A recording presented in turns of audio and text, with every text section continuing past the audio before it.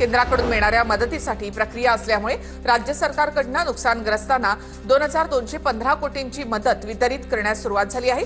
तर पंचनामे पूर्ण झाल्यावरच केंद्राकडे मदतीसाठी प्रस्ताव जाणार आहे। मराठवाड्यामध्ये नुकसानग्रस्तांना मदत वाटपाला सुरुवात। मराठवाड्यामधील काही भागामध्ये मदत वाटप तर पश्चिम महाराष्ट्रामध्ये अद्यापही मदत वाटपाला सुरुवात नाही। मुख्यमंत्री सहाय्यता निधीसाठी धुळे पोलिसांचे 2 लाखाचं योगदान। पोलीस अधीक्षक श्रीकांत धिवरेंनी मुख्यमंत्र्यांकडे धनादेश सुपूर्द केला। सोलापूरमध्ये सीना नदी परिसरामध्ये पुरामुळे झालेल्या नुकसानग्रस्तांच्या मदतीला नाम फाउंडेशन, पूरग्रस्त कुटुंबियांना नाम फाउंडेशनकडून किराणा किटचं वाटप। जळगाव विमानतळावर नुकसानग्रस्त शेतकऱ्यांनी घेतली मुख्यमंत्री फडणवीसांची भेट। पंचनाम्याच्या अहवालानंतर ओला दुष्काळासंदर्भात निर्णय घेणार मुख्यमंत्र्यांची शेतकऱ्यांना ग्वाही। हेक्टरी 50,000च्या मदतीसह शेतकऱ्यांची कर्जमाफी करा।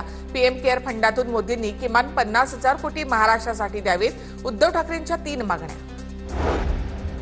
दक्षिण सोलापूर तालुक्यातील गावांना शिंदेच्या शिवसेनेकडून अन्नधान्याचं वाटप। तालुक्यामधील सिंदखेड गावाला अद्यापही पाण्याचा वेढा।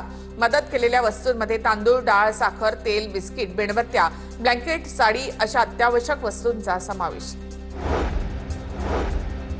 कराडच्या कृष्णा उद्योग समूहाकडून मराठवाड्यामधील पूरग्रस्तांसाठी अन्नधान्यासह औषधं आणि संसार उपयोगी साहित्याची मदत। समूहाकडून बीडमधील पूरग्रस्तांसाठी आणखी मदत पाठवली जाणार।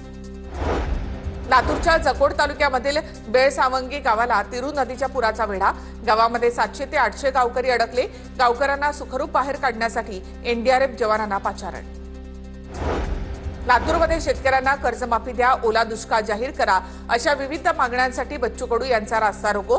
लातूर ते औसा रास्ता रोकोमुळे वाहनांच्या लांबच लांब रांगा। परभणीच्या जुडावा गावामध्ये नागरी वस्तीमध्ये शिरलं पाणी। ग्रामस्थांचं जिल्हा परिषद शाळेमध्ये स्थलांतर। घरामध्ये पाणी शिरल्यामुळे घरातील जीवनावश्यक वस्तूंचं मोठं नुकसान। अमरावतीमधील नुकसानग्रस्त भागाची आमदार रवी राणा यांच्याकडनं पाहणी। राज्यामध्ये ओला दुष्काळ जाहीर करा, दिवाळीच्या आधी शेतकऱ्यांना मदत दिली पाहिजे। रवी राणा यांची माहिती। शेतकऱ्यांच्या व्यथा मुख्यमंत्र्यांच्या समोर मांडणार। बीड जिल्ह्यामध्ये मुसळधार पाऊस। धारूर, वडवणी, माजलगाव तालुक्यामधील परिसरातील अनेक नद्यांना पूर।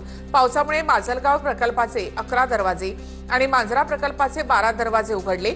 खळवट, लिमगाव ते भीमा नाईक तांड्यावरील पुलावरून पाणी वाहतूक ठप्प।